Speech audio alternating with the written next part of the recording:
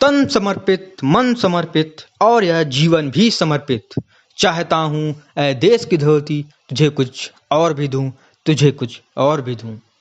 नमस्कार दोस्तों, आप सभी लोगों ने कई वीर सैनिकों की शौर्य गाथाएं सुनी होंगी और आज मैं आप सबके लिए एक ऐसे ही वीर सैनिक की वीरता का बखान करने आया हूं, जिसने अकेले दम पर 300 चीनी सैनिकों को धूल चटा दी थी और उन्हें यह अंदाजा भी नहीं लगने दिया था कि कितने भारतीय सैनिकों ने उन पर आक्रमण किया हुआ है।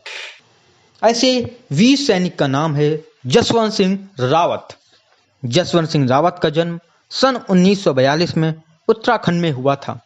उन्होंने बहुत ही हल्की सी उम्र में आर्मी ज्वाइन कर ली थी।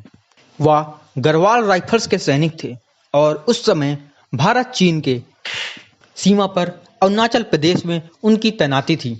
सन 1962 में जब चीनी सैनिकों ने भारत पर आक्रमण किया था तो भारतीय सैनिकों को पीछे हटने का आदेश दिया गया था, परंतु जसवंत सिंह रावत ने पीछे हटने से इनकार कर दिया था और अकेले ही चीन सैनिकों से लोहा लेने की सोची थी। जब लगभग 300 चीनी सैनिकों ने उन पर आक्रमण किया तो गांव वालों ने उनका काफी साथ दिया और उनमें से 2 लड़कियां सेला और नूरा ने उनके साथ गोलीबारी करने में भी उनका सहयोग किया। इसके अतिरिक्त कुछ युवकों ने उनको खाने की भी व्यवस्था की। तो इन सब से बढ़कर यह बात थी कि चीनी सैनिकों को ये भनक भी नहीं लग पाई थी कि कितने भारतीय सैनिक सीमा के उस पार उनके खिलाफ लोहा ले रहे हैं।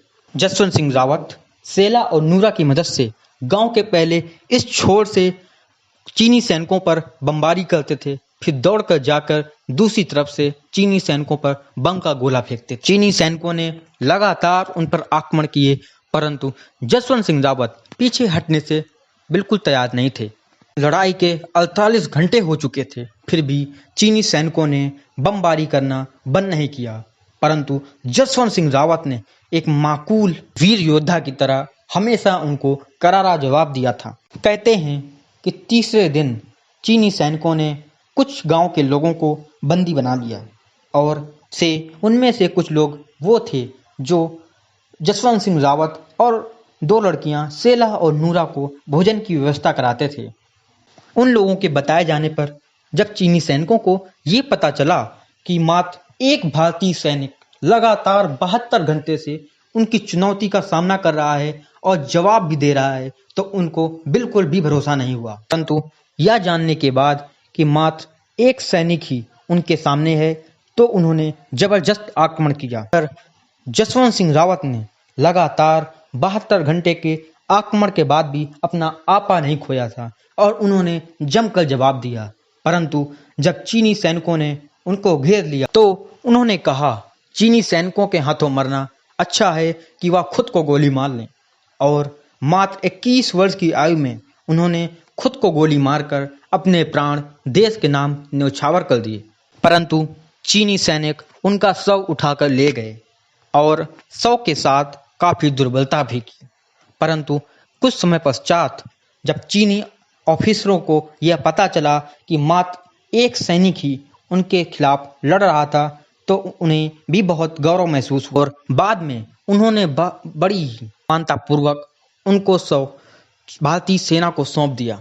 मरणोपरांत जसवंत सिंह रावत को महावीर चक्र से सम्मानित किया गया और वह देश के एक पहले ऐसे सैनिक बने जिन्हें मरणोपरांत प्रमोशन भी मिला और बाद में उन्हें मेजर जनरल की उपाधि से नवाजा गया तथा उन्हें कुछ और सम्मान भी दिए गए। और जिस जगह पर वह शहीद हुए थे उस स्थान को जसवंतगढ़ के नाम से जाना जाता है और उन्हें बाबा जसवंत सिंह रावत के नाम से जाना जाता है।